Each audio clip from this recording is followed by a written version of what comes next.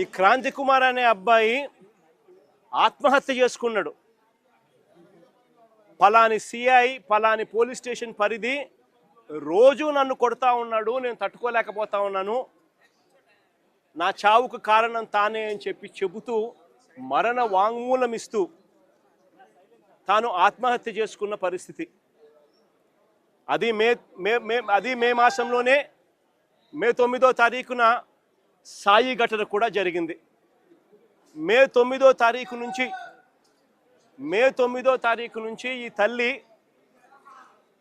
తన కొడుకుకు జరుగుతూ ఉన్న అన్యాయమైన పరిస్థితిని చూడలేక తల్లిని పోలీస్ స్టేషన్లోకి పిలిచి నీ కొడుకు ఫోటోకు దండేసుకో అని చెప్పి ఏకంగా సిఐ మాట్లాడుతూ తల్లిని హేళనగా మాట్లాడమే కాకుండా చివరకు తన సాయి అనే ఆ పిల్లాడి చావుకు కూడా కారణమయ్యే పరిస్థితిలోకి పోతే ఆ రోజు నుంచి 9వ తారీఖు నుంచి ఆ తల్లి ప్రతిరోజు తనకు సమాచారం అందే కొద్దీ ఆ సెల్లులో జరుగుతూ ఉన్న విషయాల మీద తనకు మిగతా వాళ్ళు సమాచారం తనకి ఇచ్చే కొద్దీ తన కొడుకు ఏదో జరుగుతూ ఉంది, పోలీసులు తీసుకొచ్చారు, ఆ స్టేషన్లో తనను పెట్టారు, తనను కొడతా ఉన్నారు, చిత్రహింసలు పెడతా ఉన్నారు అని చెప్పి తనకు అర్థమయ్యి అదే పోలీస్ స్టేషన్ పరిధిలోకి ఒకసారి కాదు, 2 సార్లు కాదు, 3 సార్లు కాదు, 4 సార్లు కాదు, ప్రతిరోజు ఆ తల్లి అక్కడికి వెళ్ళి నా కొడుకును నాకు చూపించండి అయ్యా, నా కొడుకును నాకు చూపించండి అయ్యా అని చెప్పి బాధపడతా ఉన్న పరిస్థితులు మన కళ్ళ ఎదుటే కనిపిస్తూ ఉంది. ఇది జరిగిన ఘటనను చూసుకొని ఈ తల్లితో పాటు ఆ అబ్బాయి చిన్నమ్మనేమ్మ లాయరు దుర్గమ్మ, ఆ లాయరు వాళ్ళిద్దరూ డీజీపీ ఆఫీస్కు వెళ్ళి దుర్గమ్మ అనే లాయర్ డీజీపీ ఆఫీస్కు వెళ్ళి రాతపూర్వకంగా ఇది జరుగుతూ ఉంది అని చెప్పి ఏకంగా కంప్లైంట్ ఇవ్వడం జరిగింది. కంప్లైంట్ ఇస్తే ఆ కంప్లైంట్ ఏమైంది, చివరికి చెత్తబుట్టలెక్కి డీజీపీకి కంప్లైంట్ ఇవ్వడం, డీజీపీ సిపికి పంపించడం, సిపి యాక్షన్ తీసుకోవాల్సింది పోగా సిపి ఏం చేస్తూ ఉన్నారు, తల్లి దగ్గరికి మిగతా వాళ్ళని పంపించి బేరం పెట్టించే కార్యక్రమం చేస్తూ ఉన్నారు. ఖచ్చితంగా ఏదో జరిగింది, నా కొడుకు ఏదో జరిగింది అని చెప్పి ఆ తల్లికి పూర్తిగా అర్థమై జూన్ 2వ తారీఖున హైకోర్టులో హీబియస్ కార్పస్ పిటిషన్ వేసి నా కొడుకును వీళ్ళు హత్య చేసినారు, నా కొడుకు కనిపించడం లేదు, నా కొడుకును దయచేసి నాకు చూపించండి అని చెప్పి తల్లి ఆవేదనతో పిటిషన్ వేసినారు. కోర్టు ఇంటర్వ్యూన్ అయ్యి హీబియస్ కార్పస్ మీద స్పందించే కార్యక్రమం చేస్తే ఆ తర్వాత మనలాంటి వాళ్ళు అందరూ కూడా జరుగుతూ ఉన్న అన్యాయాన్ని చూడలేక అందరూ కూడా ఆ తల్లికి సపోర్టుగా నిలబడితే అప్పుడు గత్యంతరం లేక ఈరోజు సిఐని సస్పెండ్ చేశారు. నేను అడుగుతా ఉన్నా, సిఐని ఎందుకు సస్పెండ్ చేశారని చెప్పి చెప్పగలరా? సిఐని ఎందుకు సస్పెండ్ చేశారని? సిఐని సస్పెండ్ ఎందుకు చేశారు? చంపేశాడనే కదా, మీరు దానికి ఒప్పుకున్నారు కాబట్టే కదా ఈరోజు సిఐని సస్పెన్షన్ జరిగింది. అంటే ఒకే పోలీస్ స్టేషన్లోనే ఆ సిఐ పరిధిలోనే ఆ సిఐని ప్రొటెక్ట్ చేస్తూ ఏసీపీని ప్రొటెక్ట్ చేస్తూ కమిషనర్ని ప్రొటెక్ట్ చేస్తూ డీజీపీ మొత్తం అందరికీ తెలిసి సిఐ స్టేషన్లో ఒక హత్య కాదు పోలీస్ స్టేషన్లో ఇలాగనే కొడుతూ ఒకరు చావుకు కారణమైతే ఇంకొకరు ఆత్మహత్య చేసుకుని వీడియో ద్వారా తన మెసేజ్ని తెలియజేసిన పరిస్థితి. నేను ఒకటే చెప్తా ఉన్నా, ఈరోజు సస్పెన్షన్ అంటే ఏంది? టెంపరీగా ఒక పోలీస్ ఆఫీసర్ను డ్యూటీస్ నుంచి తప్పించడం. అంటే ఒక మనిషి హత్య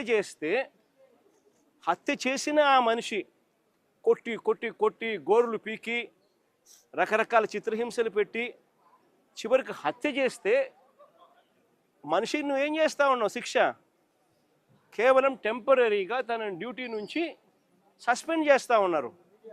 ఇదే చేయాల్సింది. అది కూడా ఇంత పెద్ద ఇష్యూ అయి బయటకు వచ్చిన తర్వాతనే మీకు చేయాలన్న కనీసం ఆలోచన అన్న వచ్చింది. ఇది బయటికి రాకపోయినంటే అది కూడా ఆలోచన కూడా వచ్చేది కాదు. ఒకవైపున ఇంత హేయమైన కార్యక్రమం జరిగింది అని అంటే ఆ సిఐని, ఆ బాధితుడైన ఏసీపీని, ఆ బాధ్యులైన కమిషనర్ను, వీళ్ళందరినీ డీజీపీ వరకు కూడా మర్డర్ కేసు ఛార్జ్ చేసి స్టేషన్లలో పెట్టాల్సింది పోయి కేవలం ఒక సిఐని టెంపరీగా సస్పెన్షన్. అంటే దాని అర్థం ఏంది? అందరూ పగడ్బందీగా కలిసికట్టుగా నేరం చేసి తూతూ మంత్రంగా కంటి తుడుపు చర్యగా కేవలం టెంపరీగా ఒక అధికారిని తప్పించినారు. ఇదా ఈ రాష్ట్రంలో మనం చూడాల్సింది? తప్పు చేస్తే ఆ పిల్లాడి వయసు ఎంత? 23 ఏళ్ళు. అంటే వీళ్ళంతా చిన్నపిల్లలే. ఏదో తెలుసో తెలియకో కొద్దో గొప్ప ఎవరైనా తప్పు చేసిండొచ్చు. ఈ పిల్లాడైనా కానీ చేసిన తప్పుకు కోర్టులు ఉన్నాయి. కోర్టు ఈ పిల్లాడికి కోర్టు ఈ పిల్లాడిని ప్రొడ్యూస్ చేయమని చెప్పి సమన్ చేసింది. వీళ్ళు చేయాల్సింది ఏంది? ఆ పిల్లాడిని తీసుకొని రావడం, కోర్టుకు సబ్మిట్ చేయడం. అది పోలీసులు చేయాల్సింది. ఏం శిక్ష వేయాలి, ఆ పిల్లాడు చేసిన తప్పేంది, ఆ తప్పులో నిజం ఉందా లేదా అన్నది ఆర్గ్యుమెంట్లు జరుగుతాయి, నిర్ధారణ చేస్తారు. ఆ తర్వాత జడ్జు తనకు ఏ శిక్ష కరెక్ట్ అని చెప్పి అనిపిస్తే ఆ శిక్ష కోర్టు వేస్తుంది. కానీ ఇక్కడ కోర్టు పాత్రను ఏకంగా వీళ్ళే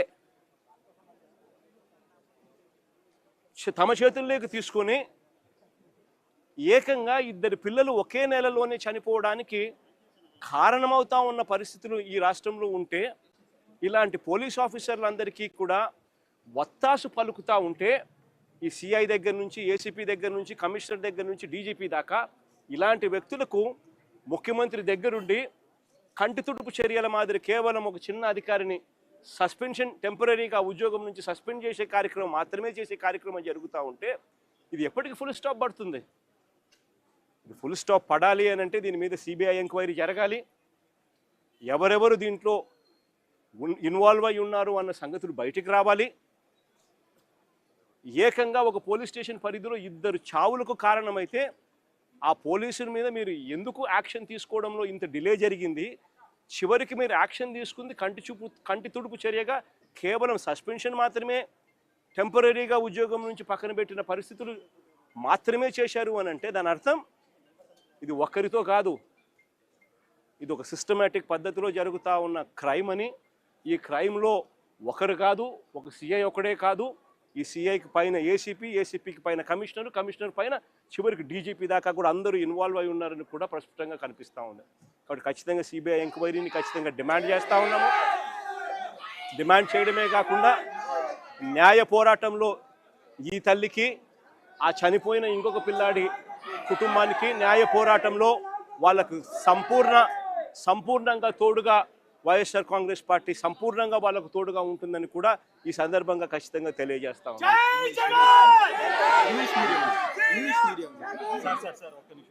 ఐజీ స్థాయి అధికారి ఆరోపణలు ఎదుర్కొంటున్నారు, కానీ ఇన్వెస్టిగేషన్ ఆఫీసర్గా ఒక ఎస్పీ స్థాయి అధికారిని వేయడం, రాజమండ్రి ఎస్పీని వేయడం ఎలా చూస్తారు?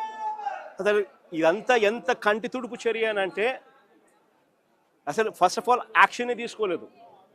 యాక్షనే మే 9వ తారీఖు నుంచి మే నెలలోనే ఏకంగా రెండు మర్డర్ ఇన్సిడెంట్లు జరిగితే, ఒకరు ఆత్మహత్య చేసుకోవడము, ఒకరు చనిపోవడము 2 కనపడితే, చివరికి ఈరోజు జూన్లో వచ్చిన తర్వాత బయటకు వచ్చిన తర్వాత కంటి తుడుపు చర్యగా కేవలం టెంపరీగా సస్పెన్షన్ మాత్రమే, అరెస్టులు కూడా చేయకుండా కేవలం టెంపరీగా సస్పెన్షన్ మాత్రమే చేస్తున్నారు అని అంటే దాని అర్థం ఏ రకంగా వీళ్ళంతా ఈ క్రైమును బయటికి రాకుండా మరోవైపున ఈ తల్లి దగ్గరికి, ఈ కుటుంబం దగ్గరికి పంచాయతీలు చేసి